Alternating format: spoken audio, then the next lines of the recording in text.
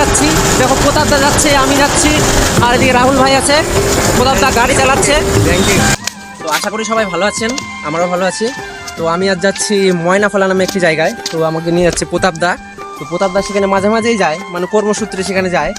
তো জায়গাটা নাকি খুব সুন্দর, তাই প্রতাপদা বললো যে চল তুই ব্লগ যখন বানাচ্ছিস সেখানটারও ব্লগ বানাস। তো চলুন যাওয়া যাক। যাবার সময় রাস্তার পাশে দেখলাম হাট খোলা। প্রতাপদা বলল এখানে গ্রামের মধ্যে বিশাল বড় একটি হাট হয়, এবং হাটের পাশে দেখলাম বিশাল বড় একটি গাছের নিচে রয়েছে শিবলিঙ্গ। রাস্তার ধারে তাল গাছগুলোকে দেখুন কতটা সুন্দর লাগছে দেখতে। সত্যি গ্রামের পরিবেশটাই আলাদা। গ্রামের সৌন্দর্যের বর্ণনা দিতে দিতে হয়তো একটা মানুষের কথা শেষ হয়ে যাবে, কিন্তু একটি গ্রামের সৌন্দর্যের বর্ণনা দেওয়া শেষ হবে না। গ্রামের প্রকৃতির সৌন্দর্য উপভোগ করতে করতে আমরা পৌঁছে গেলাম আমাদের গন্তব্যস্থলে। তো অবশেষে আমরা চলে এসেছি এত সুন্দর একটা জায়গায়। দেখতে পাচ্ছেন ব্রিজটা কত সুন্দর লাগছে।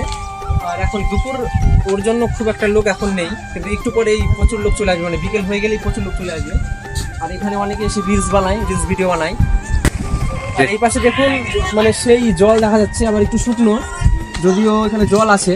অনেকে স্নান করছে, এখানে দেখুন প্রচুর ছেলে পেলে স্নান করছে, অনেকে স্নান করছে। দেখুন কত সুন্দর, দেখে মনে হচ্ছে আমিও স্নান করি। তো গামছা আনলে আমি অবশ্যই স্নান করতাম। তো জায়গাটি সত্যি খুব সুন্দর, খুব ভালো লাগছে, খুব সুন্দর পরিবেশ। ব্রিজের পাশে একটি বটগাছের নিচে দেখলাম শনি ঠাকুরের থান। প্রতাপদা বলল এখানে পুজোর সময় প্রচুর ভক্তের ভিড় হয়। সেখানে কিছুক্ষণ ঘোরাঘুরি করে আমরা বাড়ির দিকে রওনা দিয়ে দিলাম।